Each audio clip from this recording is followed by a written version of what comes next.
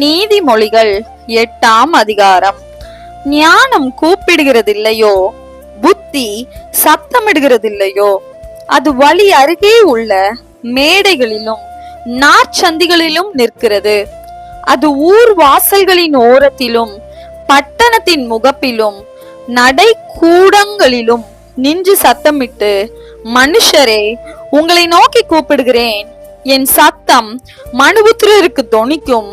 பேதைகளே, விவேகம் அடையுங்கள், மூடர்களே, புத்தியுள்ள சிந்தையாய் இருங்கள். கேளுங்கள், மேம்பாடான காரியங்களை பேசுவேன், என் உதடுகள் உத்தம காரியங்களை வசனிக்கும். என் வாய் சத்தியத்தை விளம்பும். ஆகாமியம் என் உதடுகளுக்கு அருவருப்பானது. என் வாயின் வாக்குகள் எல்லாம் நீதியானவைகள், அவைகளில் புரட்டும் விபரீதமும் இல்லை. அவைகளெல்லாம் புத்தியுள்ளவனுக்கு தெளிவும் ஞானத்தை பெற்றவர்களுக்கு யதார்த்தமுமாய் இருக்கும்.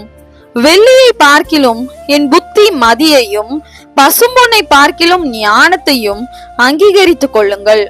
முத்துக்களை பார்க்கிலும் ஞானமே நல்லது. இச்சிக்கப்படத்தக்கவைகள் எல்லாம் அதற்கு நிகரல்ல. ஞானமாகிய நான் விவேகத்தோடு வாசம் பண்ணி நல் யுக்தியான அறிவுகளை கண்டடைகிறேன். தீமையை வெறுப்பதே கர்த்தருக்கு பயப்படும் பயம். பெருமையையும் அகந்தையையும் தீய வழியையும் புரட்டு வாயையும் நான் வெறுக்கிறேன். ஆலோசனையையும் மெய் ஞானமும் என்னுடையவைகள். நானே புத்தி, வல்லமை என்னுடையது. என்னாலே ராஜாக்கள் அரசாளுகிறார்கள், பிரபுக்கள் நீதி செலுத்துகிறார்கள். என்னாலே அதிகாரிகளும் பிரபுக்களும் பூமியில் உள்ள சகல நியாயாதிபதிகளும் ஆளுகை செய்து வருகிறார்கள். என்னை சிநேகிக்கிறவர்களை நான் சிநேகிக்கிறேன். அதிகாலையில் என்னை தேடுகிறவர்கள் என்னை கண்டடைவார்கள். ஐஸ்வர்யமும் கனமும் நிலையான பொருளும் நீதியும் என்னிடத்தில் உண்டு. பொன்னையும் தங்கத்தையும் பார்க்கிலும் என் பலன் நல்லது. சுத்த வெள்ளியை பார்க்கிலும் என் வருமானம் நல்லது. என்னை சிநேகிக்கிறவர்கள் மெய்ப்பொருளை சுதந்திரிக்கும் படிக்கும். அவர்களுடைய களஞ்சியங்களை நான் நிரப்பும் படிக்கும். அவர்களை நீதியின் வழியிலும் நியாய பாதைகளுக்குள்ளும் நடத்துகிறேன். கர்த்தர் தமது கிரியைகளுக்கு முன் பூர்வ முதல் என்னை தமது வழியின் ஆதியாக கொண்டிருந்தார். பூமி உண்டாகும் முன்னும் ஆதி முதற் கொண்டும் அனாதியாய் நான் அபிஷேகம் பண்ணப்பட்டேன். ஆழங்களும் ஜலம் புரண்டு வரும் ஊற்றுகளும் உண்டாகும் முன்னே நான் ஜனிப்பிக்கப்பட்டேன்.